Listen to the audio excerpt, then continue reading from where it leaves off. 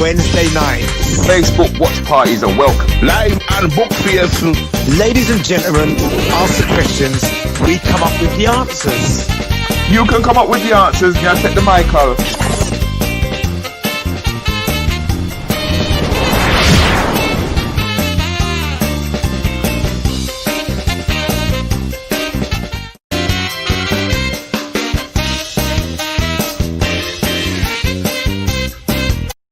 15 minutes with DJ Countryman and Rudi Lickwood. Saturday morning mayhem with two entertainment heavyweight. DJ Countryman from the world of music and Rudi Lickwood, veteran on the UK Black Comedy Network. Join them with interviews. Kick me out. No, I'm not kicking her out again. Just encouraging people to follow their dream and take the risk, take a leap of faith. Go straight in. Could you just tell us what you've been getting up to, please? So I designed a pair of Air Max Roots with a Nike. How about my beard? I'm gonna go home. Nah, man, you got a good beard, but it look like your forehead soon kiss your neck back. From what I can see here, it look like. Yeah, what am I gonna do? Yeah. You know me, man. I hand the friendship in it because you know how they like their chicken soup and their chicken foot and all. That's where you from. Keeping it real with Rudi Lickwood, the topical interactive chat show where you may end up being one of the guests with special guests and you the audience. Comedy with Rudi Lickwood. This event is brought to you by Comedy Hotspot. Don't forget, keeping it real with Rudi Lickwood. This is an 18 certificate only.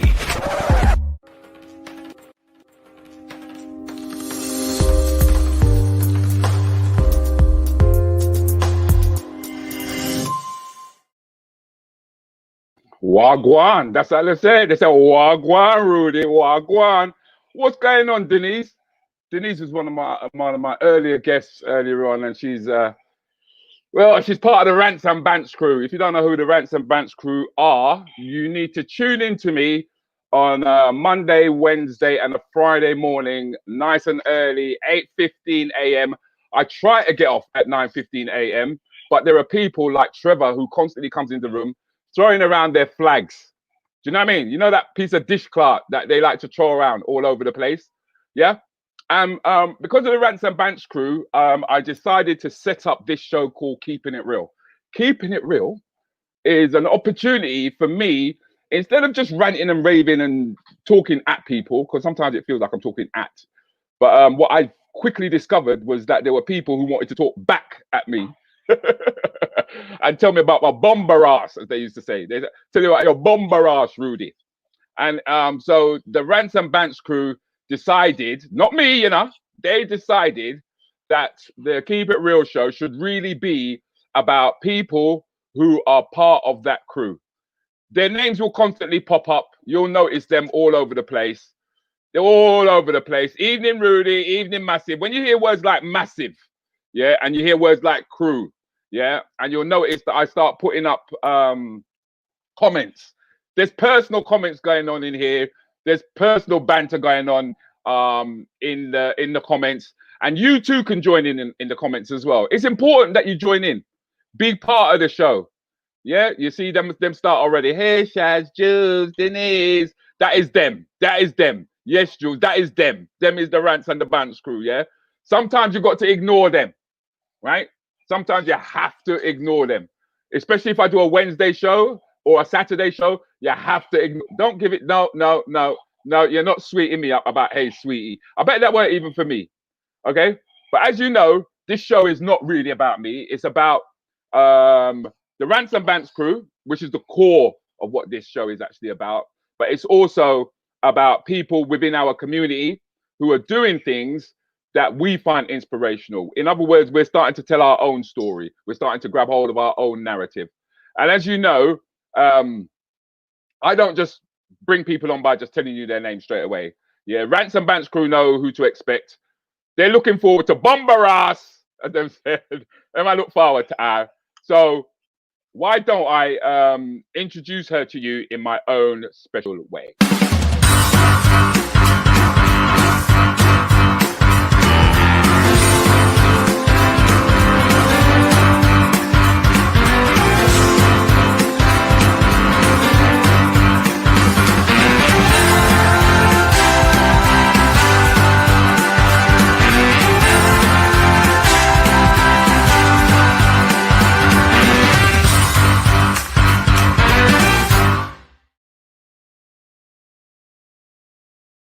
Yes, one and all. There she is, Shuga B Mis. Miss Feisty herself. It's Miss B Shugs, but anyway, good evening back to Rants Crew. She sounds so timid today, innit? She sounds very, very, very quiet. She sounds very quiet, isn't it? Oh, I'm Rank. They're calling me Rank. Did you hear? Did you see that? Shugs, Kaz is calling me Rank already, and the show don't even start. You got a big shout out there coming from Sharon. Allow them. What do you mean allow them? If I allow them, they're just gonna go wild. I can't just allow them. Make them do their own thing. Here I just allow the queue. I get really confused. What room now? What room now? I'm with the crew. Howdy. I bet Antigua, if you're in the wrong room, you deserve a slap. If you are in the wrong room, you deserve a slap. That's all I can say.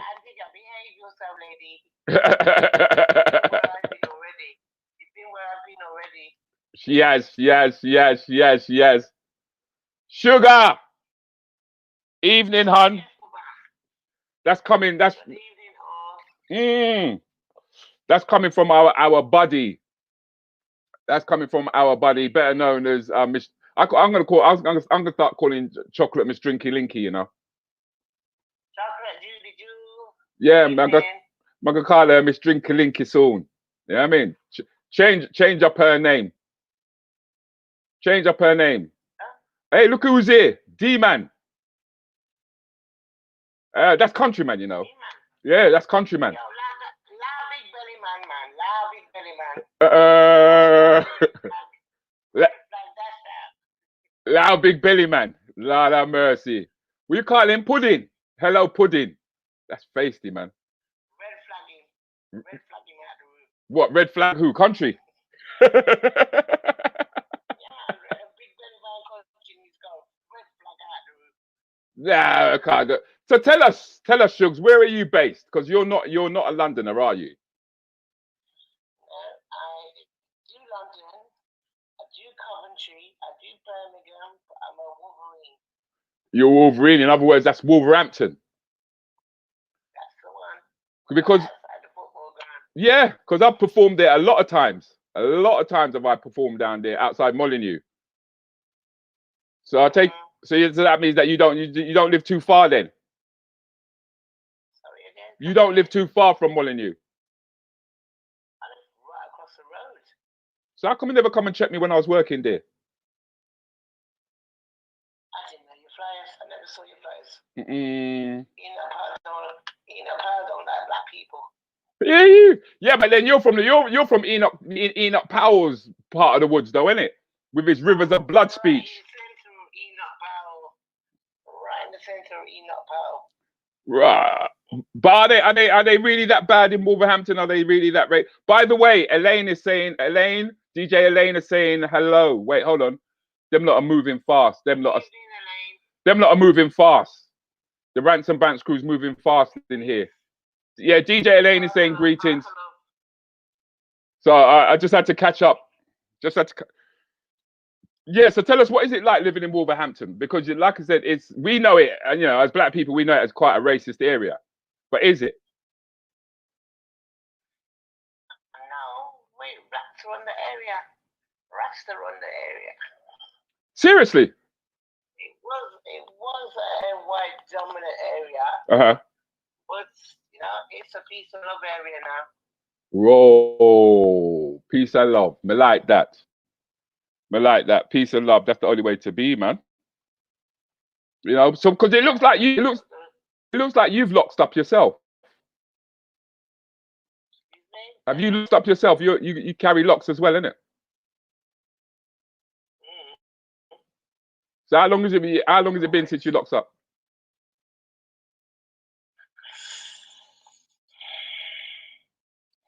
I have to think about that one. You got to think about it. See, you can't remember when you decided to make that decision. Because the thing is, when you make a decision like wearing locks, right, it normally affects work as well, doesn't it? Huh? When did I become a Rasta? It's in my blood. Has it always been in your blood? Always been in my blood. Okay. That's it. That's. I grew up with boys who were Rasta. The boys were Rasta. The girls had to be gently girls. Yeah, but you were. Yeah, but you wasn't. You wasn't one of those gentle girls, though, were you? I'm just a rebel. I'm just a rebel with a cause coming from Bob Marley. Yes, because I noticed that's a lot of tunes that you sent me in terms of the kind of music that you like. It seems to be drenched in roots rock. Yeah. You like your roots rock. Roots rock, reggae, lovers rock, everything. I go way back. Yeah, but then looking at you, it's more like it's just one of them bad guys. That's me now. That's me now. That's me now. That's you now. No, that was then. That was the roots rock reggae. Because you said that your grandparents were bakers, if I'm correct.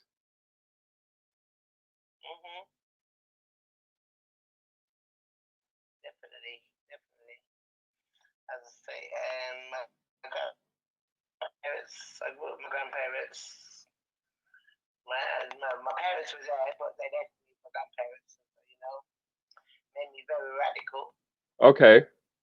Made me very black. Okay.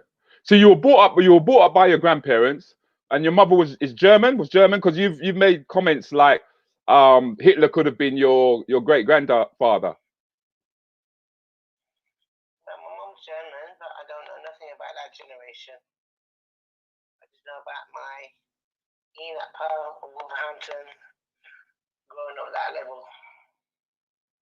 Okay.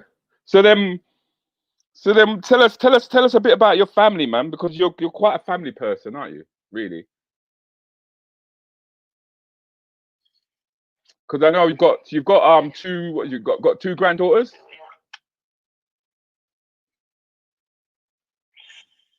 Yes, that's my last two granddaughters. My last two out of how many? Six. You got how many grandchildren? Six. Lord have mercy. So then, how many children have you got then? Five. 3 girls, 2 boys. 3 boys, 2 girls. So what are all the boys old? 3 girls, 2 boys. Get it right, Rudy. I'm trying. Trust me. I really am. I really am trying. You know, because I've got. Yeah. Okay. The boys, God knows what they're gonna come with. Yeah, because I've got an image here of your. That's a crazy crew. That is the crazy crew. So starting from the bottom, if we start from the bottom, who's the little boy? The little boy at the bottom, who's that? It's all the piece. Yeah. That's Tariq. That's my second daughter's first son. Okay. Is your second daughter in the picture? Yeah, that's the one with the stripe it up with the African behavior. Okay, so that's the second daughter. That's my second daughter's son. Okay. And the one in the blue dress with the butterfly, she's my first daughter. That's my soldier. Okay. The butterfly is my soldier. Okay. Even though the grandson's older, and that's his stepsister next to her. Lovely. And then the one over there, Estelle, who looks bigger than me. She looks like she's the mama, the African. Okay. Then you got me behind her. Then you got my eldest daughter. Holding my little munch. And then you got my youngest daughter in that orange dress, which is Latoya.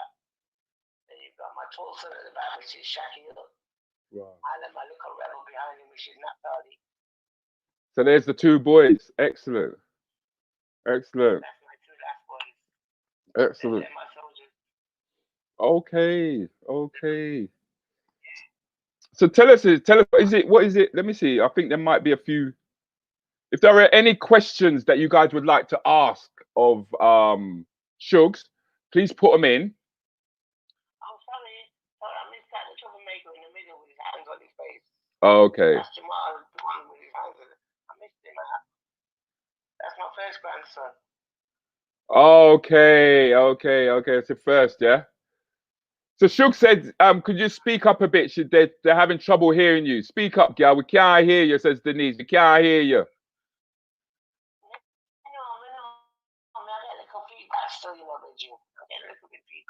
Yeah, but you know what? You know why we're getting the feedback, though, don't you? You know why we're getting the feedback. But then, like you said, as you said to me, it will be all right. It will be all right. You know what I mean? So it was going to be all right. Everything's always all right. Love is love. And love is real. That is true. That is true. So tell us, what was it like growing up for you? What was it like growing up in Wolverhampton? Tell us about that. Bloody hard. What you want to know about the whipping and the belts? Nah. No, because the thing is that you used to do stuff with Lion TV, if I'm correct. Yeah, Lion TV is still running on Facebook. Mm-hmm. You know, I mean, I'm doing my little bits and pieces with them. So what's your actual involvement with them? What do you actually do? What do I do? Yeah. I bring artists.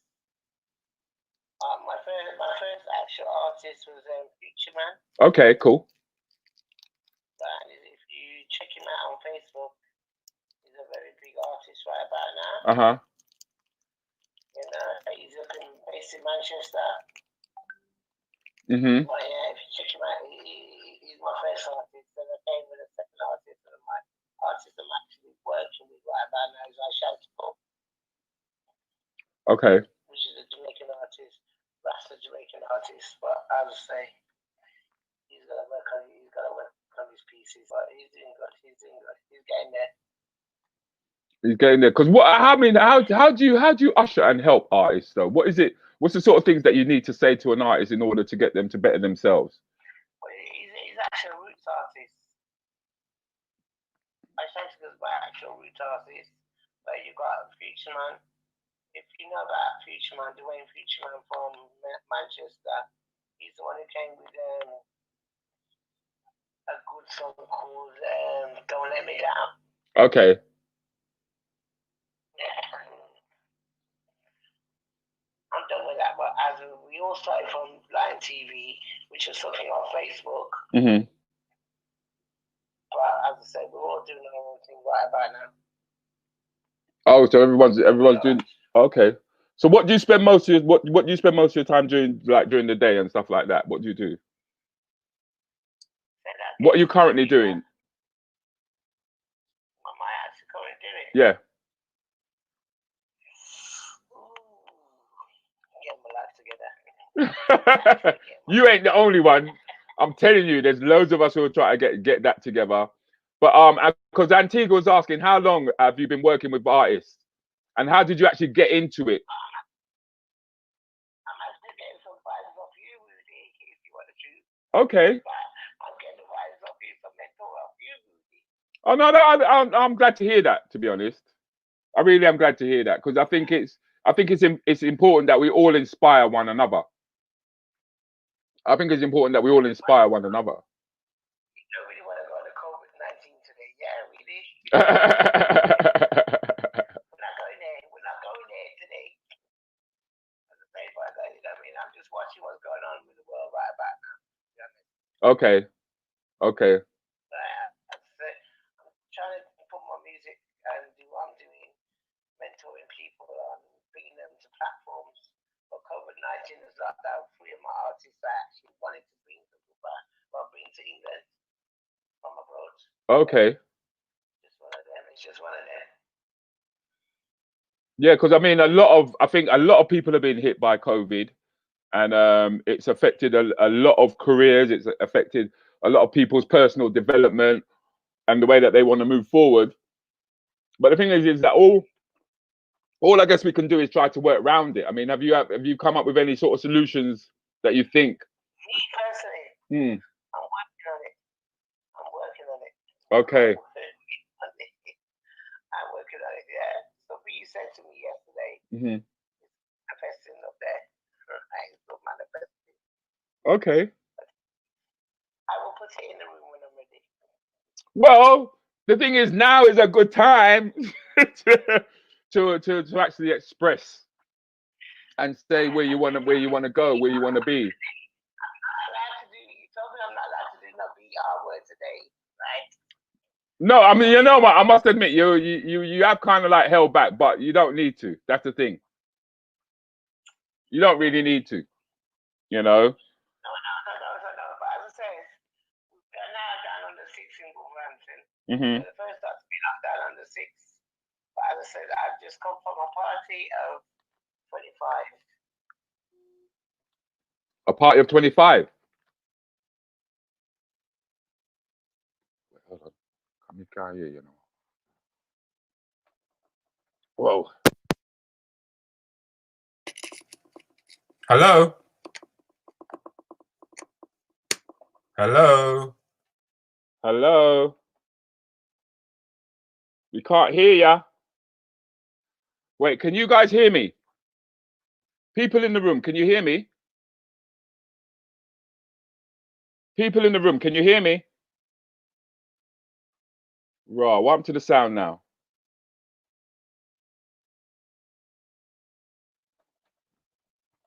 What happened to the sound? Oh, God. Let me see. Can you, so, can you hear me okay?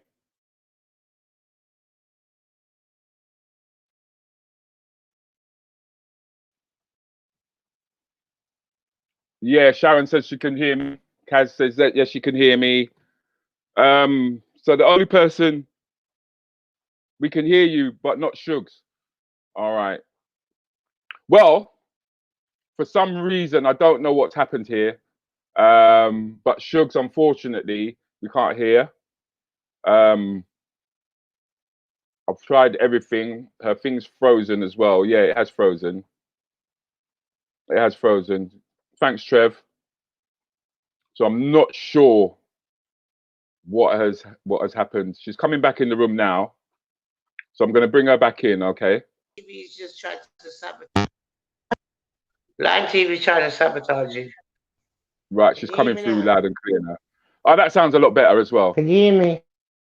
Yeah, I can hear you, but your screen is now your screen is turned on its side.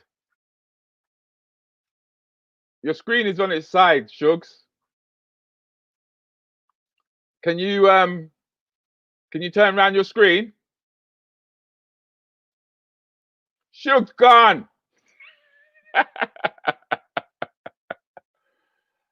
Oh no, couldn't hear her well from the start of the interview. Okay. The thing is, she just now kicked in all right. That's better too, ain't it? Oh God. Frozen again. Okay, well, let the screen be sideways if the sound can be heard. Okay, both of her things have come off the site.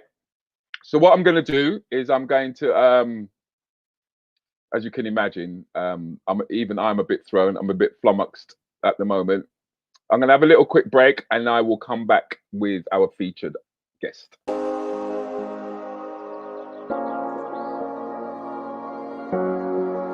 To an extent, organ donation is about getting the best match between a donor and a recipient. The closest matches are found within the same ethnic communities. For example, Caucasian donors are likely to donate to Caucasian recipients because their blood groups and tissue types can be closely matched. The same applies to Black and Asian communities. Unfortunately, there are fewer donors from those communities, which means recipients wait longer for a transplant.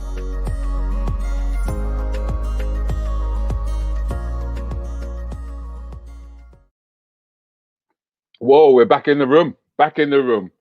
Well, my thing is I don't want nobody to feel embarrassed when they come on the show. And I'm going to take full responsibility for what has happened to Shug's connection. Because normally what I try and do is have an interview on at least have a talk on a Sunday and possibly have people come in a little bit earlier to ensure that all the connections and everything are okay. But obviously, I have not done a great job there. So sorry about that, people. But I hope that I'm coming through loud and clear for you guys. If that be the case, just let me know in a few of the comments. Yes, thank you very much. You sound good. Denise says you're sounding good. So everything's all right, which means that we can keep moving forward, and I will introduce you to my featured guest tonight. Someone who I hold in very high esteem, by the way, because of watching him over the years, watching his development and his own personal growth. I actually met him through comedy, but he's gone off in a totally different direction. So let me introduce him to you in my own little way, and then we'll get talking to him.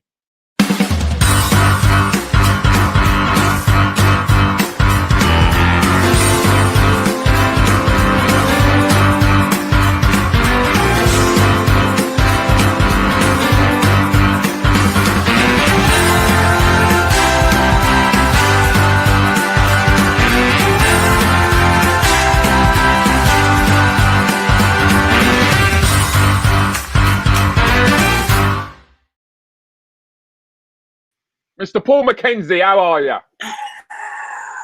How you doing, guys? How you doing, room? You know, I've been sitting here anticipating this welcome. You chose some really good photos there. I like that. Oh, thank you very much. Yeah, thank pretty you. corny video in the promotion thing, though. You know that one about. No, that weren't corny. That weren't corny. That was to set the tone. That was to set the tone. That was to let people know that this conversation can go far and wide. There is no boundaries. We are limitless in where we can go with this next 40 minutes or so. Now you're talking my show. You see, limitless. Yeah, that's what is. Yeah. That's what I'm about. That's what it's about. That's what it's about. It's about knocking down the boundaries. Yeah. It's about extending oneself. It's all about personal growth. Yeah. You know, which is something that I know that you're big on. I mean, just look how wide your frigging hands are. Do you know what I mean? It's like you're taking in everything. I'm taking on everything. Yeah. I was feeling good that day there. I went to a school and I did a talk at a school to the year 11s, and they brought me 2 bottles of wine and a bunch of flowers. They brought you flowers? Yeah. So that's what that expression was for, like, oh my God. Oh, a big thank you. Yeah, and so that's what I always do when I get thank you, because sometimes you go in schools and you just leave through the back door, innit? It's a bit like comedy, innit? You just go through the back door, just go. No. Only the people who don't make it go through the back door. Me going through the front door, rude boy. Nah, okay, I hear what you say. We've all been through the back doors.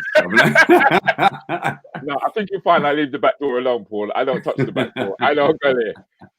Why people get upset, Ren? Oh, that back. Where are you going with this? Where are you going with this back door? Stop, I ain't going. I mean, the thing is that you mentioned that you were in a school. Yeah. Why was you in a school? Why? Okay, so that particular school there, I was talking to them about county lines and grooming, and doing one of my presentations about which I call pretenships. Which is teaching young people what a real friendship is versus what a fake friendship is, and tying that all in with grooming. At the time, it was the whole chicken shop that was going on as well. Don't get me started on that chicken shop thing. You remember that? Well, you do know that it was TV show. No.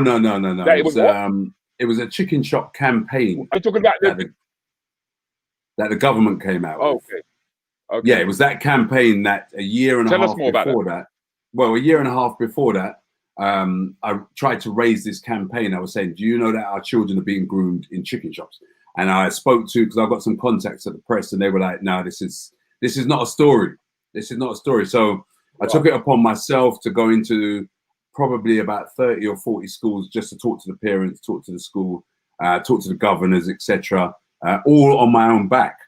And then I was on the way to a school to talk about it in Romford, and then I was on the train platform, and then I saw the metro literally just dropped out of the blue thing, and on the front of it, I saw chicken shop grooming is going on, and actually, what actually got me was that they actually used the same damn quote that I was saying to them. Yeah. I'm feeling you.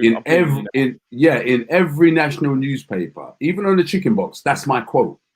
And that was part of a video that I produced to raise awareness in schools and sent that around. So they did their part by being the media and stealing what they could, basically, to raise awareness about this whole chicken shop grooming.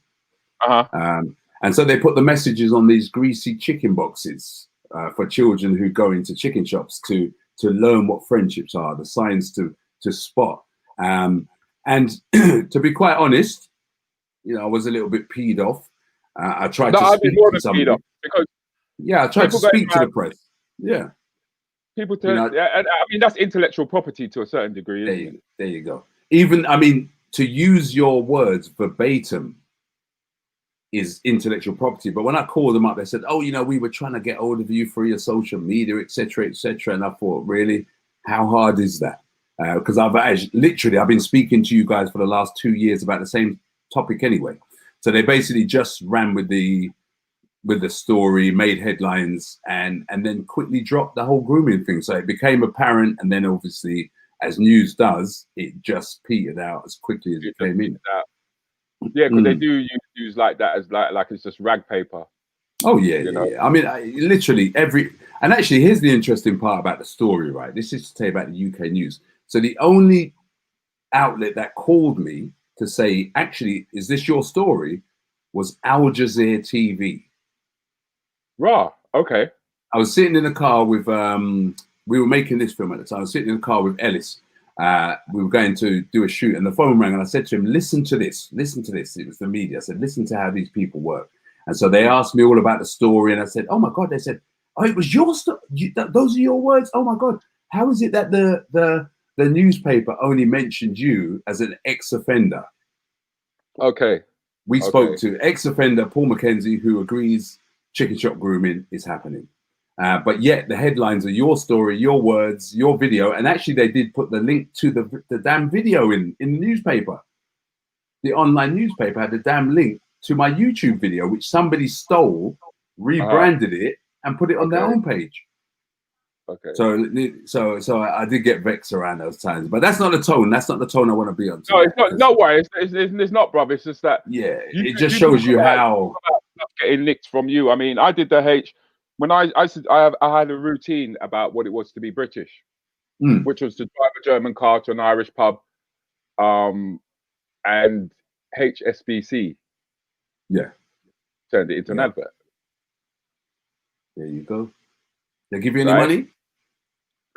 Do they even know my name? At least you got a mention, rude boy. Your name's not important. Yeah. I must admit that is something that's rife on the comedy circuit, where people come up with stuff, and you end up having researchers who are sitting at the back with notepads, etc., taking down certain things, and then they run with it. But what I'm really interested in is the fact that you took that upon yourself.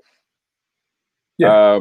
I mean, where was the motivation coming from for you to kind of feel that you felt a sense of responsibility, and then to actually act on it? Well, that's an easy answer. It's an easy answer.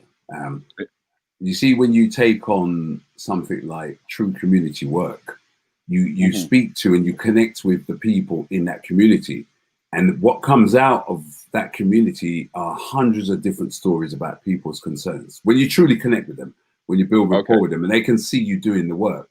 And so what happened was I was dealing with a number of parents who were having their children go missing, and their images were turning up on Facebook, and police search for them. But it turned out that they were actually being groomed and taken up to Dover one of the, you know, all of these holiday ports, and literally being put into crack houses to sell drugs. And so I started to investigate, what is the process of this? How does your son go from being basically committed to school and committed to good grades to becoming somebody who the police have just dragged out of a crack house in Dover? And so I went up to Dover. I went with Stephen Brown, and we went up there, and I couldn't believe, because up until then, when I went to Dover, it was all seaside. And the police officer that we went with said, okay, this looks good to you here. Let me take you around the back streets. And they took us around the back streets of Dover, which is literally a stone's throw from the beach.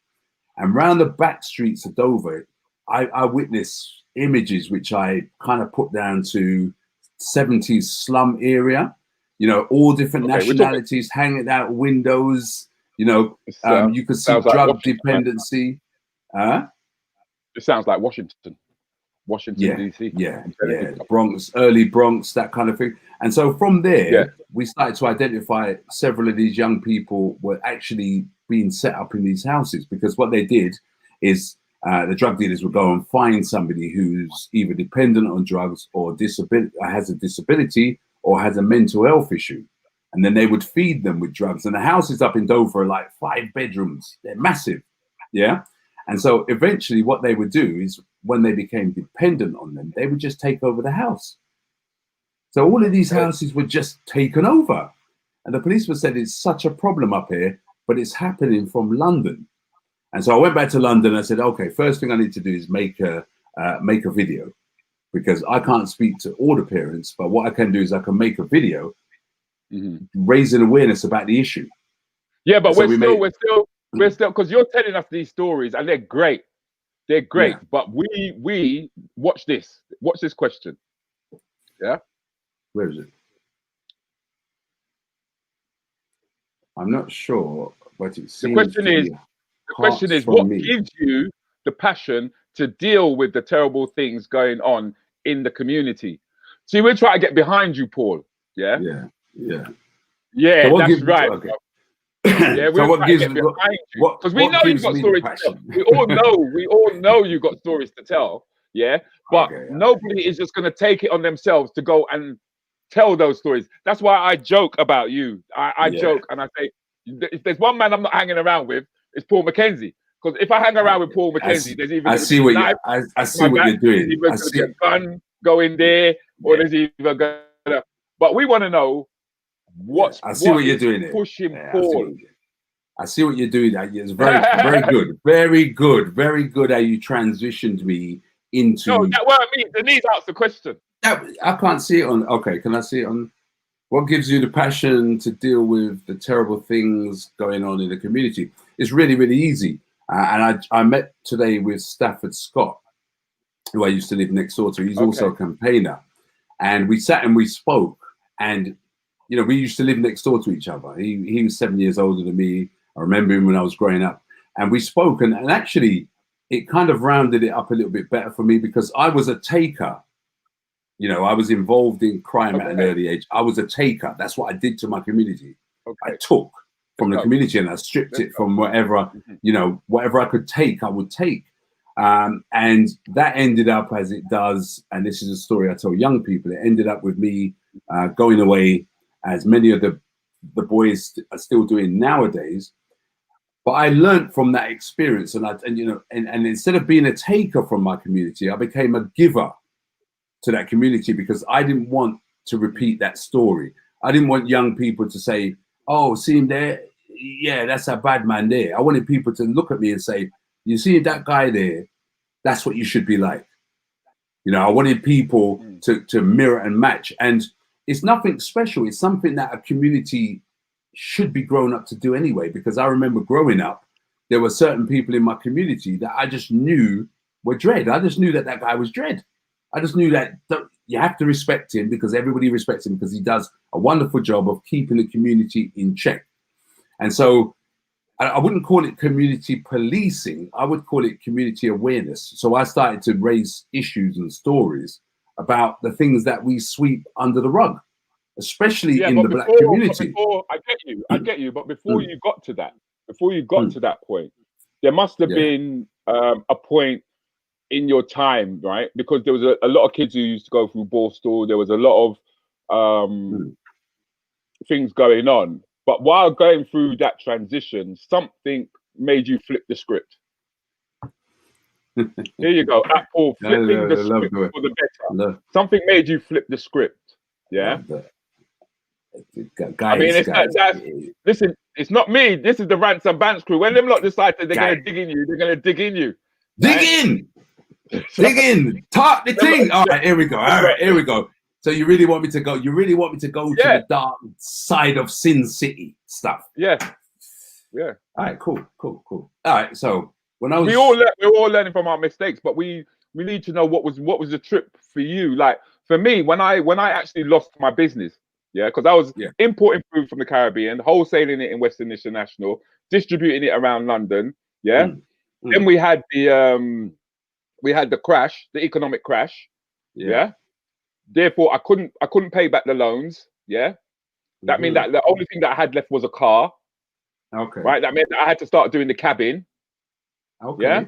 Yeah. So from having to do the cabin, because I was doing the Eddie Murphy lookalike stuff just as a sideline thing. It forced me then to go into the stand-up. I just found myself in the stand-up. Okay, it wasn't. I remember when you was that Eddie. Yeah, I remember you being the Eddie Murphy lookalike. Yeah, you were good. You were good. Right. But for you, you actually told me there was a turning point, right? There was a gentleman, and you even told me his name. Rudi, let me tell the story. Let me tell the story. So when I ended up in prison, I was still hard-headed. I was still a taker. I still wanted to be in with the people that were in prison with me, because everybody that I was going around with was in prison. So it was a very difficult time for me with my peers. So I still wanted to be that guy, and I really wanted to be that, because for me, growing up was, I'm the only boy. I've got 5 sisters. And it was always about finding that brother figure. It was always about finding that. So I found that in a gang. And I remember ending up in prison, and it was it was the weirdest situation ever, because I was clearly not a bad man. I was clearly not a bad man. Because as I sat there in the prison with everybody else, I remember there was a screw that came up to me, and he walked through everybody else, and everybody stood and looked at me like I'd done something wrong. And he came straight over to me and he said, "What do you want to do with your life?" And I'll never forget these words. And he looked at everybody else and he said, "You see these guys here? These guys are going to be back. They're going to be back. Yeah. But what do you want to do with your life?" And that's the first time anybody in my entire life actually took that upon themselves to ask me, "What do you want to do with your life?" And I had a sleepless night. He said, "I'm going to come back tomorrow." And I remember, because it was rough in there anyway. It was like, it was terrible, because you had to sleep with one eye open, innit? and your hand down the back of your trousers. And so for me, I had a sleepless night. And I remember getting up that morning and feeling that I wanted to see this guy again. I don't know what it was. It was like, I didn't have an answer, but I wanted to see him again, to see if he was still interested in me. The guy came through the door. The guy walked straight over to me and he said to me, "What do you want to do?" And the first thing that popped out of my mouth was photography. The first thing that popped out, I don't even know where it came from. It must have been hiding deep inside, but because nobody asked me, and he asked me, it just popped out.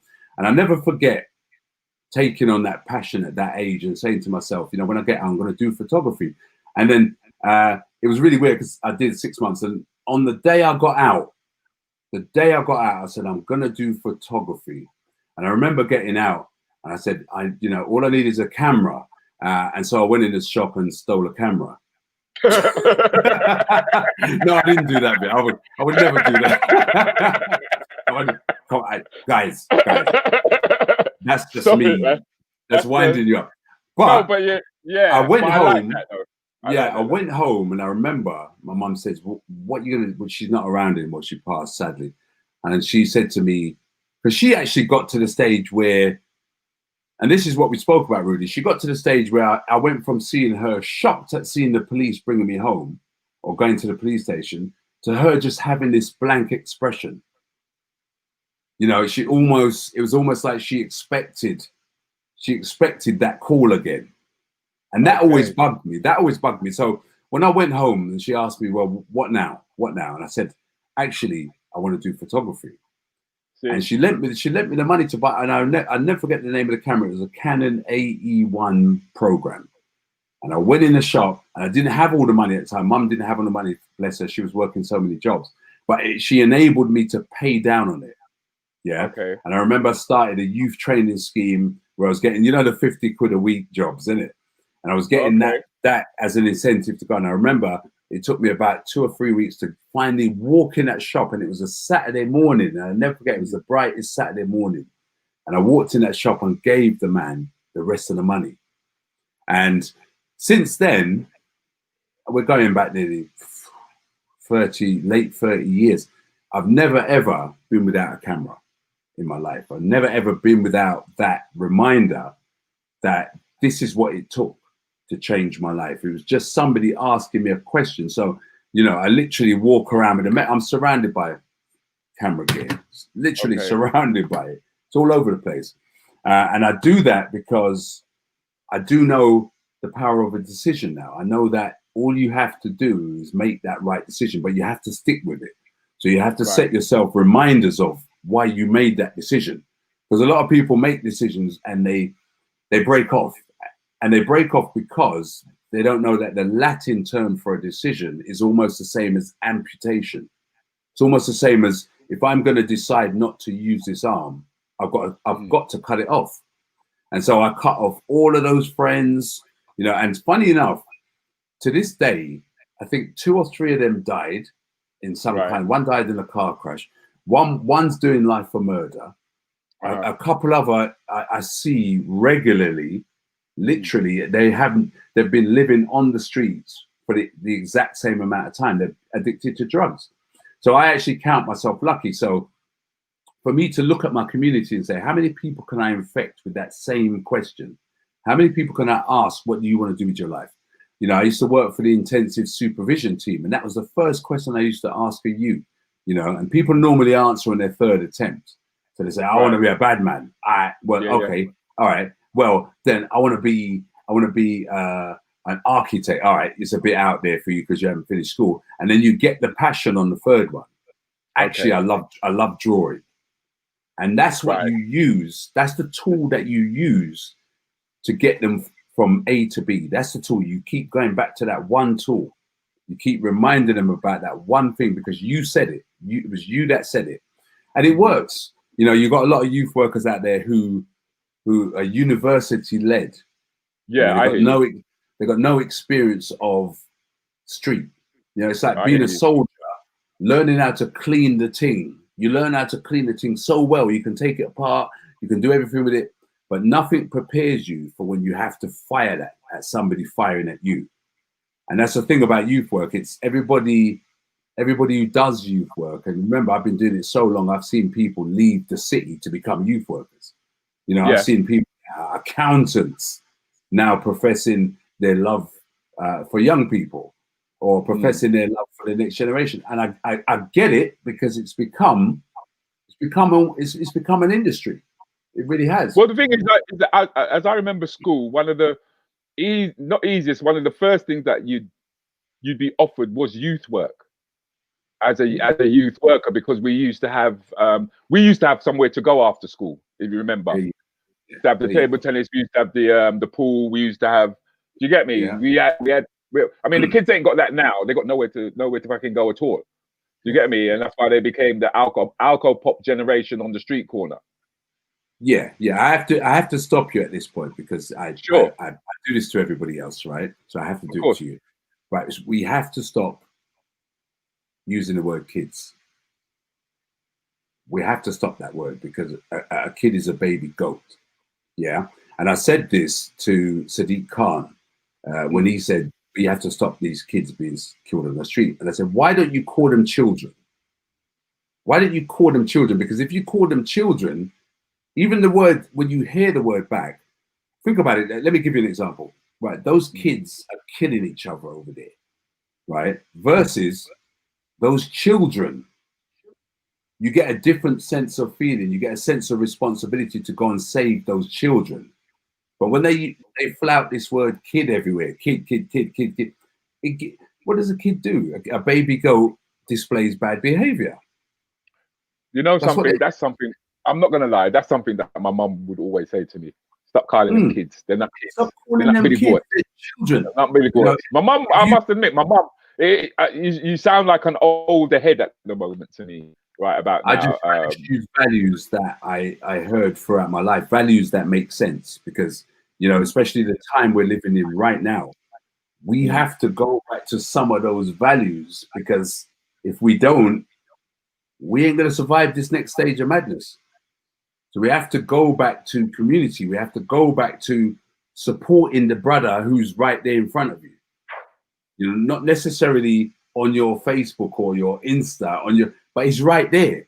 He's right there. He's got a business right in front of you, right there. Don't support this one, you know, because, all right, let me send him some money. No, go and check on him, because that's what community is going to go back to.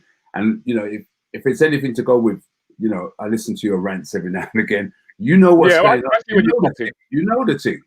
You know that during this time, we've learned a sense of connection, reconnection. Yeah. And some would say it's been forced on us because it's been programmed back into us, and it's been programmed back into us so we can lose it again.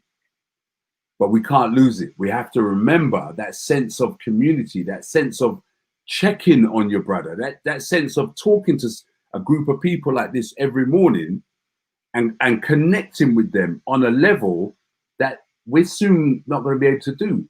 You know, social media itself is censoring. We've become self-censorers. That's what we are. They've just recently started talking about having these COVID wardens. I think I was talking about it earlier on this morning, where I think neighborhood watch is going to become neighborhood police. There you go, and they're going to get paid to do it. They're going to get paid. They're going to obviously start offering people money to say that 7 people just now went into your house. There you go. Or of the 7 people, 2 of them didn't have face masks on. Yeah. And then they're going to fill in, and then it's not even going to be a report that they fill in. They just fill in the app. They just fill in the app. Fill in an app. Take a picture. Yeah, that's it. All it takes. And so the police force itself, who they've been saying for the last number of years, is you know, there's not enough police, not enough police. There is. And they do a really good job of reminding you in these times, because every time you open your window, you hear the sirens. However, because this thing is so big, they're going to be paying your neighbor to watch you.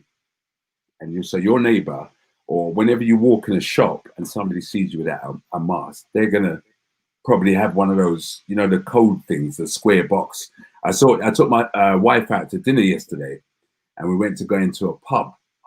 Local pub we always go to. You know them ones where you just go, all right, let's just go and check out the pub, yeah? Because we was a bit bored. Walked up to the pub.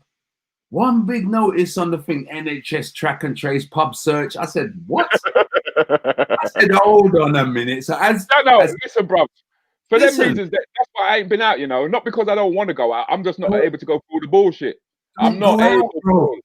Paul, I ain't able. Rudy, let me tell you something, right? It's just slowly chipping away at your last memory. Because you remember over the last, they controlled it, mind. They're slowly chipping away at your last memory of what freedom looks like. Yeah? So let me tell you the story. Let me finish the story. So we get to so we get out of the car and it's like, oh, blimey, I'm hungry. So you know you do that fast walk to the door, innit?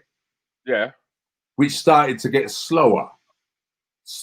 And then I stopped at the door because a woman came out to greet us outside the pub with a phone in her hand, ready to take our full details, ready to confirm our address. Your address. The only thing, man. I looked at her and I said, I looked at her and I said, you know what? I looked at Terry and I said, you know what, babes, what do you think? She looked at me, she said exactly the same thing. She said, there's no food No. On this earth that's worth that piece of information that you're trying to get from me. We turned around, walked away, and just went. And then we went to another restaurant. Bro, this thing is getting... Went to another restaurant, sat down at the table. The waitress came over. She said, there's no menus. All you got to do is scan the thing on the table. I said, yeah, that's where we're going, man. That's where we're going. I said, so I got... Because we're sitting there, we're hungry. What details happens? Oh, no. You don't have to worry about it. It's only on our files for 21 days. How true is that? And so what happens is if there's a breakout in that restaurant, they can locate everybody. They want to be able to look. And you know what? To a certain degree, I understand that. But I don't want to go too deep into the conspiracy or everything like that, because I know that me and you can talk for that all night. In all honesty, because the thing is that once you picked up the camera, right? There was a question that was asked of you. Hold on a second. Okay. Yeah, here's the question that was asked. Did you have a memorable shot or picture that you've taken? Oh, many photographs. When I started photography, it was about film. It was film photography, and I remember. Oh, the ones that would come back and go thumb in it. No, I used to go to the chemist. I used to get my little change, go to the chemist, and then get them back. And there was, I never forget, there was always this anticipation of opening the envelope. See whether you got it right. And it was like, that's gone. You see, all of that is what I miss now, because I shoot something now. There you go. Right. So for me, I remember I remember going around my area and just taking pictures of like the Bruce Grove train station, the bridge, things that I took for granted, things that I never really stopped and said, look at that. That's actually quite amazing. Even the brickwork of some buildings was like, until you look for a camera lens, you don't see it. And then, obviously I became the family photographer and where the camera there? Where the camera? Or actually they used to call it Canberra. Where the camera? where the camera there? You had the camera with you? Say, Mum, it's a camera. All right, pull it out, the camera. Pull out the camera. And I used to be, so I kind of became the guy that would just capture memories. If I, some of my memories, I've got maybe 750,000 images. A lot of images. I've got a lot of files of negatives. If we start talking about digital photos, close to 1 million. Must be close to 1 million. Raw. Yeah, easily. Because with digital, you can just let that shutter keep going. You know what I mean? Until you get the right shot, and then you choose the one, delete the rest. But I'm a stickler for keeping everything. And I always had this. All right, here it is. Right. So I always had this almost like this dream, this reoccurring dream that one day, because we can't be here forever. One day we've got to go, innit? And I always had this vision of, knowing when my end is and having all of those memories to look back at before I go. I reckon you see all of those. I think just before you're about to die, you actually see everything just comes. But because I got 1 million, that would be a long one, isn't it? Yeah, them kung fu. Kung fu deaths. Yeah, but do you believe in the concept that time don't exist? I absolutely believe in the concept that time is how you arrange time. Right, because it is a man construct, isn't it? It is a man construct. Yeah, if I had the time, because I'm actually a certified timeline therapist, so I understand exactly how time goes. And actually, you know what? I'm going to tell you this in 2 minutes, right? Okay. So there are two ways that the human being organizes time. There's through time, and there's in time, and there's through time. Through time. Yeah, through time. Yeah. So if you close your eyes and you think of something in the future, it tells you the direction of how you organize time. Now, for people that are in time, they basically live in the now. Okay. Which is, I think that's the best place to be. I mean, well, now, hold on. Hold on. Okay, so they're basically living in now. People who are through time organize their time with past in the back, the future in the front. So they're always traveling along this timeline. So for them to make plans in the future is natural. And an in-time person would find that really weird, because why are you making plans for the future when we've only got today? But I live for the now. So you must be an in-time person. So you must be a person that lives in the, and actually you're a stand-up comic. So, you know, part of you is kind of immediate. It's kind of, there you go. Yeah. And there are two systems that organize that. One's called the Arabic time system. We're talking globally. So the Arabic time system is the system that manages most of the West Indies. A lot of black people are under the Arabic time system. Then you have the Western world. Now in the Western world, everything is very Greenwich Mean Time. Live stream starts in 5 minutes. We're going to check in 2 minutes. 3, 2, 1, boom, we're live. Whereas the Arabic time is very much, I wouldn't call it nonchalant approach, but it's very much a more relaxed approach to time. So in the West Indies, when somebody says to you, I'll meet you tomorrow.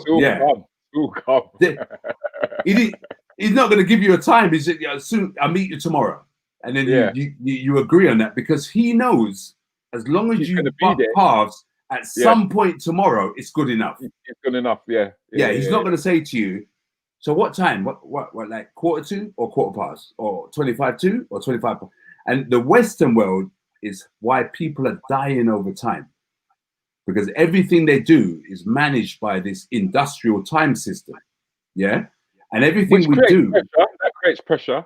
There you go. So it creates pressure, and it gives you a false, and it gives you a false notion of what time is. So because we're so into time, my birthday's in 72 hours. Yay! Right. In the West Indies, where was you born? Shit. It's funny that, because D-Man was actually having a conversation with a youngster last week who didn't actually know his birthday.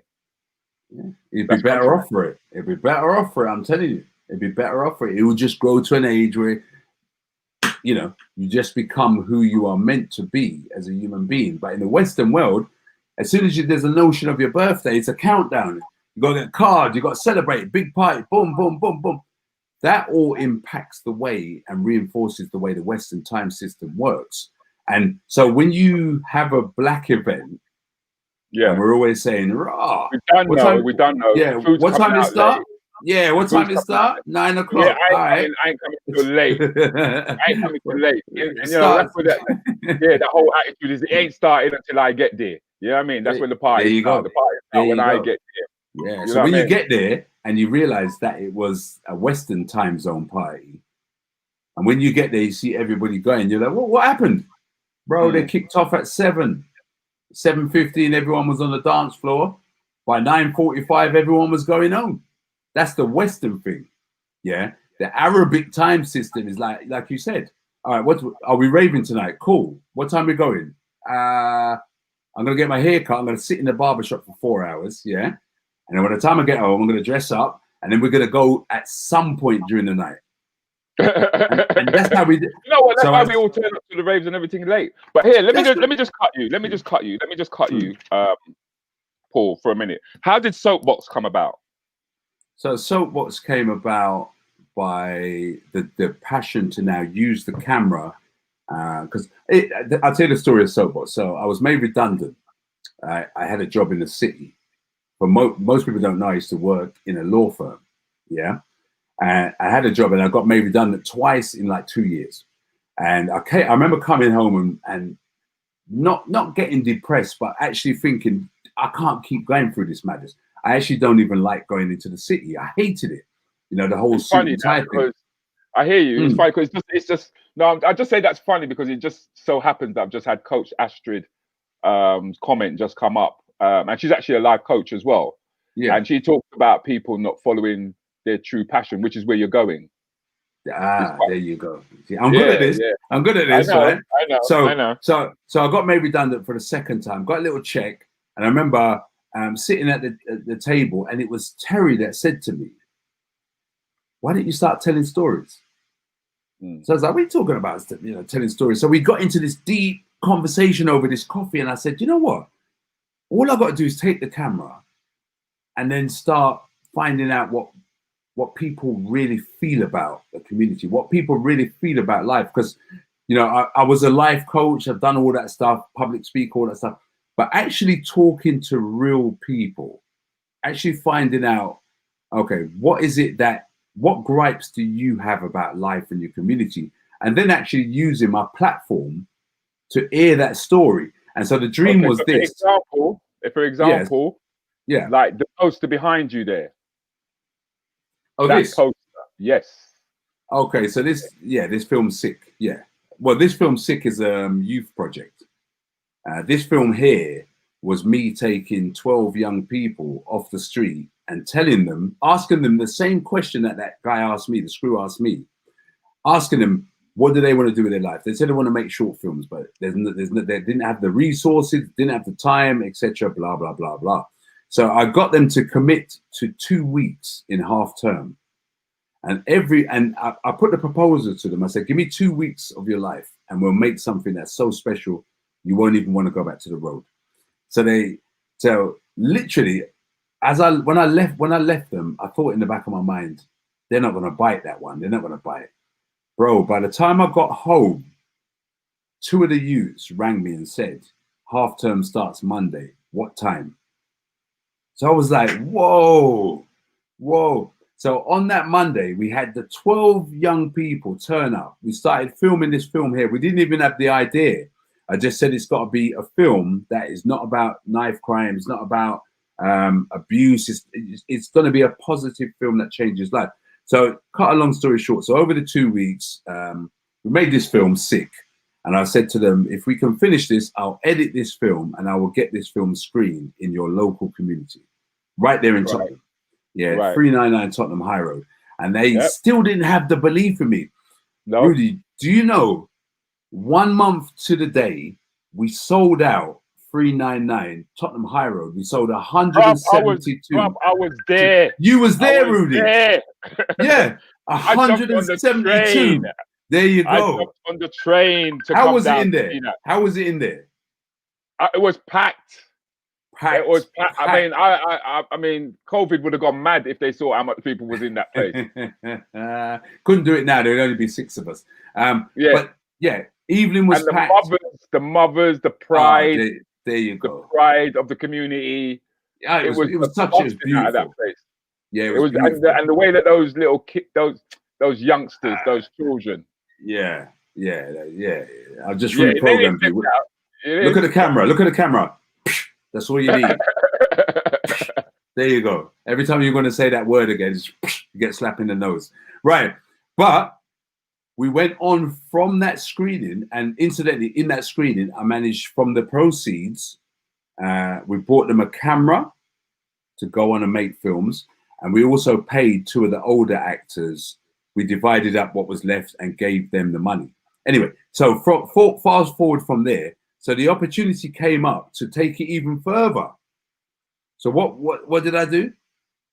Got in contact with the National Gallery with the help of some people, made a contact in there and got that same film screened with those young people in the National Gallery. And the short film made history because it was the first film of its kind screened in the National Gallery in Black History Month. Okay. So we had these young black boys standing up there, talking to the National Gallery, screening their film that they made in half term in Black History Month. I said that deserves a round of applause. It really does deserve a round of applause. There you go. Come on, people. I can't see no hands. I should be seeing some. I really should be seeing some, because this not only led that to that, but it also allowed you to talk to them about the business side, the whole intellectual property. Owning, basically, in a nutshell, own your shit. That's what I said to them. You know, at the beginning of the project, I said to them, because it's the first project, I'm going to give you autonomy over where it goes, because obviously they have a perception of these channels that steal all the stuff. You know, they got young people making amazing footage, and they as soon as they finish it, they put it on these platforms. Those platforms stick adverts on it. They make money, and they don't earn a penny. Yeah. So my whole goal was, okay, I'm going to give you autonomy over where this first film goes because you agreed. And they chose to put it on a platform, which I can't mention, which is very popular on YouTube with the young people. And I said to them, okay, go for it, because it's the first draft of the film. So they put it on there. It must have got 100,000 views.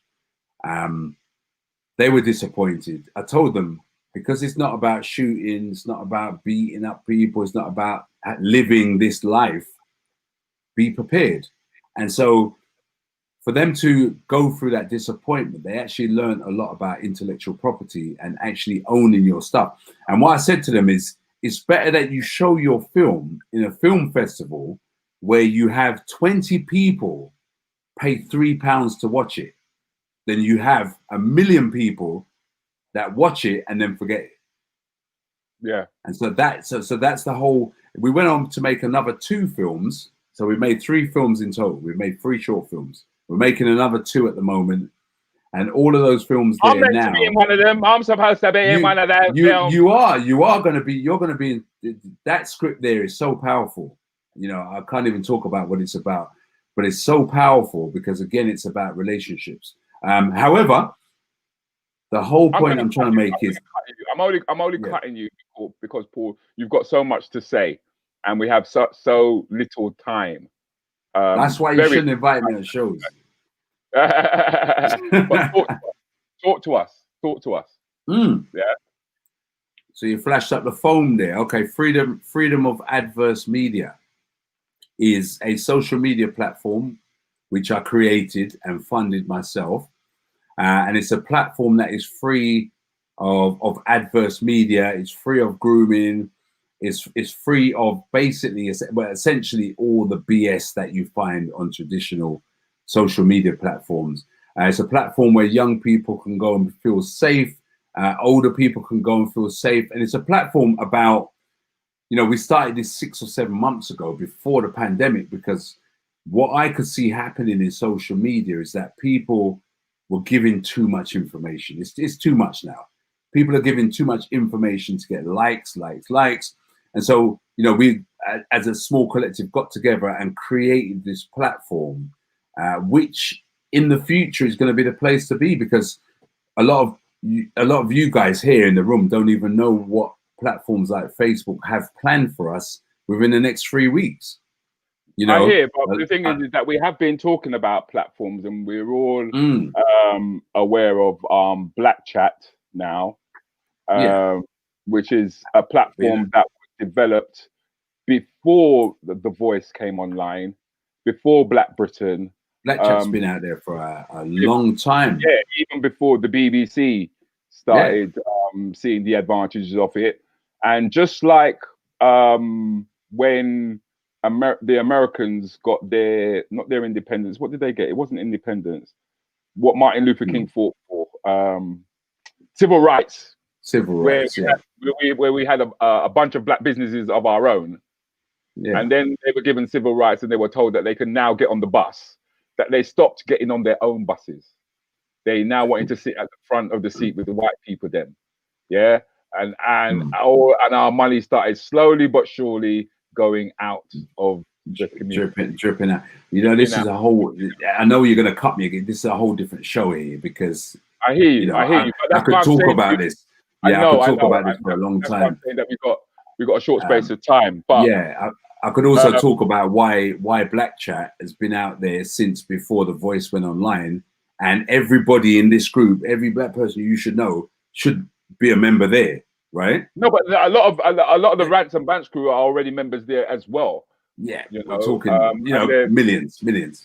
Yeah, we should all naturally just be, but it doesn't work like that. It doesn't work like that. No, but we need a lot of convincing. But when we look at the way in which we're being programmed, when we look at all the advertising and everything that's around us, we're gonna get drawn to going into Asda and picking up an item that we didn't really want to buy, but the advertisements were so strong that we just felt that we had to pick up Fairy Liquid. Do you know what I mean? Or the aloe vera, or the, you know, instead of picking up products that are really beneficial to us. But I mean, I understand. I have to say that I'm going to salute you, Paul, I know that this interview has not done you justice at all. in terms of what you've done, I don't. Rudy. No. In terms of where you're coming from, humble, bro. I'm humble. Shut up, man. You're far from humble. You're far from humble. You wanted to get up on stage and tell people how to live their life, man. You wanted to be a motivational speaker. I am a motivational speaker. Well, you could have got like tens of millions of pounds, right? But you remain true to yourself. You remain true to the community. Yeah. And I think it's important that platforms like mine gives people like yourself an opportunity just to give people just a look through your window, because they haven't seen all the rooms. They've just had a look through. They've just had a look through one of your windows and seen a little bit of Paul. And I hope that Thursday nights, because I believe that's your time. No, I do a show on Tuesday mornings, Wednesday night I do the Elephant in the Room, and again Friday mornings with the breakfast show. So it's 2 breakfast shows a week, and then the Elephant in the Room addresses topics more in depth. So it allows us to talk about those things that we sweep under the rugs, and also those things that we could be afraid to talk about unless somebody else nudges us. So here's a big group. Here's a clip. Here is just a quick clip of 7th for the 7th, 2020 is the day we should not spend a penny. It's a day that we become more socially responsible for where our money goes. The impact on the economy should be vast if we do not spend a penny today. So 7th for the 7th, 2020, do not spend a penny. However, if you're looking for something to do today, listen to this.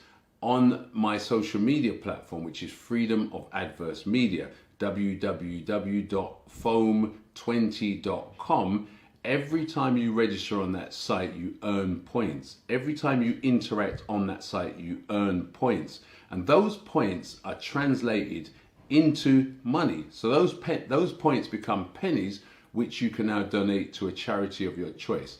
So if you're looking for something to do today on the 7th for the 7th, 2020, where you won't be spending a penny, how about investing some time and actually earning some pennies that you can donate to a charity of your choice? So is that still open, Paul?